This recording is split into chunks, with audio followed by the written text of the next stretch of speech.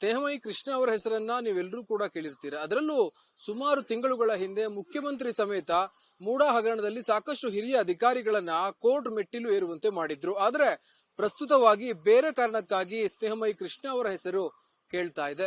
ಅಷ್ಟಕ್ಕೂ ಆಗಿದ್ದೇನು ಅಂತ ನಾವು ನೋಡ್ತಾ ಹೋದ್ರೆ, ಏನು ಸಿಸಿಬಿ ಅಧಿಕಾರಿಗಳು ಇಂದು ಬೆಳಿಗ್ಗೆ ಬೆಂಗಳೂರಿನ ಸೆಷನ್ ಕೋರ್ಟ್ ಬಳಿ ಅವರನ್ನ ಬಂಧನ ಮಾಡಿರೋದು. ಅಷ್ಟಕ್ಕೂ ಈ ಬಂಧನಕ್ಕೆ ಅತಿ ಪ್ರಮುಖವಾದ ಕಾರಣಗಳೇನು ಅಂತ ನಾವು ನೋಡ್ತಾ ಹೋದ್ರೆ, ಏನು ಹಿರಿಯ ಕೇಸ್ ಅಧಿಕಾರಿಯಾಗಿರುವ ಡಿ.ಬಿ. ನಟೇಶ್ ಅವರೇನಿದ್ದಾರೆ, ಅವರು ನೀಡಿದ ಒಂದು ದೂರಿನ ಅನ್ವಯದಲ್ಲಿ ಸಿಸಿಬಿ ಪೊಲೀಸರು ಅವರನ್ನ ಬಂಧಿಸಿರೋದು.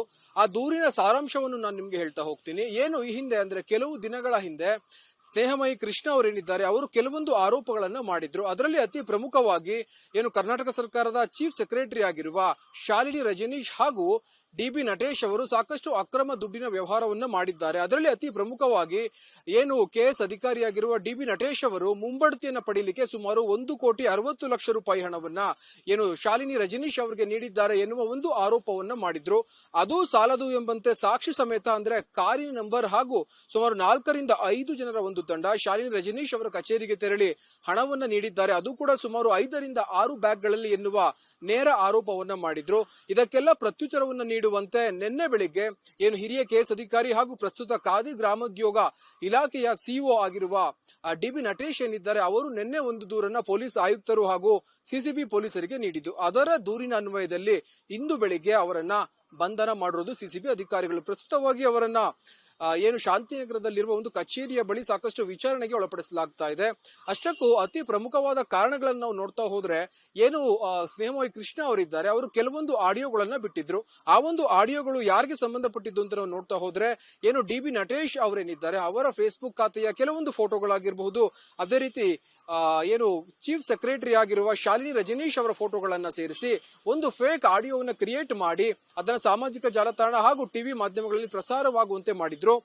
ಈ ಎಲ್ಲ ಕಾರಣಗಳಿಂದ ಏನು ಡಿ.ಬಿ. ನಟೇಶ್ ಅವರು ಈ ಒಂದು ದೂರನ್ನ ನೀಡಿರೋದು. ಇನ್ನು ಡಿ.ಬಿ. ನಟೇಶ್ ಅವರ ಬಗ್ಗೆ ತಿಳಿಬೇಕು ಅಂತ ಅಂದ್ರೆ, ಡಿ.ಬಿ. ನಟೇಶ್ ಅವರು ಬೆಂಗಳೂರಿನಲ್ಲಿ ಏನು ಮೂಡಾ ಅಂತ ಹೇಳ್ತೀವಿ, ಮೈಸೂರು ಅರ್ಬನ್ ಡೆವಲಪ್ಮೆಂಟ್ ಅಥಾರಿಟಿ, ಅಲ್ಲಿ ಆಯುಕ್ತರಾಗಿ ಕೆಲಸವನ್ನ ಮಾಡಿ ಸೇವೆಯನ್ನು ಸಲ್ಲಿಸಿದ್ರು. ಆ ಒಂದು ಸಮಯದಲ್ಲಿ ಹಗರಣದಲ್ಲಿ ಭಾಗಿಯಾಗಿದ್ದಾರೆ. ಅದು ಕೂಡ ಅಕ್ರಮ ಸೈಟು ಹಂಚಿಕೆ ಹಗರಣದಲ್ಲಿ ಭಾಗಿಯಾಗಿದ್ರು ಎನ್ನುವ ಆರೋಪದ ಮೇಲೆ ಸ್ನೇಹಮಯಿ ಕೃಷ್ಣ ಅವರು ಮೈಸೂರಿನ ಏನು ಆ ಕೋರ್ಟ್ ಇದೆ, ಆ ಒಂದು ಕೋರ್ಟ್ ಅಲ್ಲಿ ಒಂದು ಕೇಸನ್ನ ದಾಖಲು ಮಾಡಿದ್ರು. ಈಗಲೂ ಕೂಡ ಆ ಕೇಸ್ ಚಾಲ್ತಿಯಲ್ಲಿದೆ ಅಂತಾನೆ ಹೇಳ್ಬೋದು. ಹೀಗಾಗಿ ವಿನಾಕಾರಣ ನನ್ನ ಹೆಸರನ್ನ ಸ್ನೇಹಮಯಿ ಕೃಷ್ಣ ಅವರು ತೆಗೆದುಕೊಂಡು ಬರ್ತಾ ಇದ್ದಾರೆ. ಈ ಎಲ್ಲಾ ಕಾರಣಗಳಿಂದ ನೊಂದು ಏನು ಡಿ.ಬಿ. ನಟೇಶ್ ಅವರು ಏನು ಸಿಸಿಬಿಗೆ ಒಂದು ದೂರನ್ನು ದಾಖಲು ಮಾಡಿರೋದು.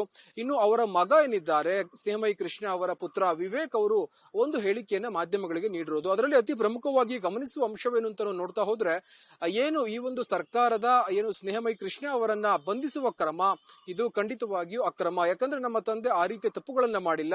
ನಾವು ಈ ಹಿಂದೆ ಸಾಕಷ್ಟು ರೀತಿಯ ದೂರನ್ನ ಸರ್ಕಾರಕ್ಕೆ ನೀಡಿದ್ದೇವೆ, ಅದು ಕೂಡ ಕೆಲವು ವ್ಯಕ್ತಿಗಳ ಹಾಗೂ ಕೆಲವು ಅಧಿಕಾರಿಗಳ ವಿರುದ್ಧ. ಆದ್ರೆ ಇಷ್ಟು ತ್ವರಿತಗತಿಯಲ್ಲಿ ಯಾರನ್ನೂ ಕೂಡ ಅವರು ಬಂಧನ ಮಾಡಿಲ್ಲ. ಆದ್ರೆ ನಮ್ಮ ತಂದೆಯನ್ನ ಕೇವಲ ಒಂದೇ ಒಂದು ದೂರಿನ ಅಡಿಯಲ್ಲಿ ಬಂಧಿಸಿರೋದು ನಿಜವಾಗಿಯೂ ಆಘಾತವನ್ನುಂಟು ಮಾಡಿದೆ.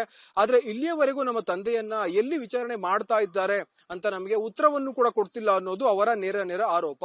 ಇದಾಗಿಯೂ ಕೂಡ ನಮ್ಮ ತಂದೆಗೆ ಏನೇ ಹೆಚ್ಚು ಕಡಿಮೆ ಆದ್ರೂ ಅಥವಾ ಆರೋಗ್ಯದಲ್ಲಿ ಆಗಿರ್ಬೋದು ಅಥವಾ ಇನ್ಯಾವುದೇ ಸಮಸ್ಯೆ ಆದ್ರೂ ಇದಕ್ಕೆ ನೇರ ಹೊಣೆ ಸರ್ಕಾರದ್ದು ಅನ್ನೋ ಒಂದು ರೀತಿಯಲ್ಲಿ ಆರೋಪವನ್ನು ಮಾಡ್ತಾ ಇದ್ದಾರೆ. ಸದ್ಯ ಏನು ಸ್ನೇಹಮಯಿ ಕೃಷ್ಣ ಅವರ ಪುತ್ರ ಹಾಗೂ ಅವರ ವಕೀಲರ ಜೊತೆ ಏನು ಶಾಂತಿನಗರದ ಸಿಸಿಬಿ ಕಚೇರಿಗೆ ಆಗಮಿಸಿರ್ತಕ್ಕಂಥದ್ದು, ಅದು ಕೂಡ ವಕೀಲರು ಕೂಡ ಕೇಳ್ತಾ ಇದ್ದಾರೆ, ಸ್ನೇಹಮಯಿ ಕೃಷ್ಣ ಅವರನ್ನ ಎಲ್ಲಿಟ್ಟಿದ್ದೀರಿ ಹೇಳಿ ಅಂತ. ಇದಾಗಿಯೂ ಸಹ ಏನು ಸಿಸಿಬಿ ಅಧಿಕಾರಿಗಳಿಂದ ಯಾವುದೇ ಉತ್ತರವಿಲ್ಲ, ಅವರು ಎಲ್ಲಿದ್ದಾರೆ ಅಂತ ಹೇಳಿ. ಒಂದು ಅಜ್ಞಾತ ಸ್ಥಳದಲ್ಲಿ ಅವರನ್ನು ವಿಚಾರಣೆ ಮಾಡ್ತಾ ಇರುವ ಎಲ್ಲ ಅಂಶಗಳು ಕೂಡ ಪತ್ತೆ ಆಗ್ತಾ ಇದೆ ಅಂತಾನೆ ಹೇಳ್ಬೋದು. ತನಿಖೆ ನಡೀತಾ ಇದೆ. ಏನು ತನಿಖೆ ನಂತರವಷ್ಟೇ ಸತ್ಯಾಸತ್ಯತೆ ಹೊರಬೀಳುವ ಎಲ್ಲ ಚಾನ್ಸಸ್ ಕೂಡ ಇದೆ. ಕ್ಯಾಮರಾ ಪರ್ಸನ್ ಪ್ರದೀಪ್ ಜೊತೆ ಗಿರೀಶ್ ಗ್ಯಾಂಟಿ, ನ್ಯೂಸ್ ಬೆಂಗಳೂರು. ನಿಮ್ಮೂರಿನಿಂದ ವಿಶ್ವ ಮಟ್ಟದವರೆಗೆ ರಾಜಕೀಯ, ಸಿನಿಮಾ, ಸ್ಪೋರ್ಟ್ಸ್ ಯಾವ ಸುದ್ದಿಯೂ ಮಿಸ್ ಆಗಲ್ಲ.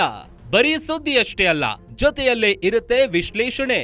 ಗ್ಯಾರಂಟಿ ನ್ಯೂಸ್ ನ ಸಬ್ಸ್ಕ್ರೈಬ್ ಮಾಡಿ, ಫಾಲೋ ಮಾಡಿ, ಕ್ಷಣ ಕ್ಷಣದ ಅಪ್ಡೇಟ್ಸ್ ಪಡೆಯಿರಿ.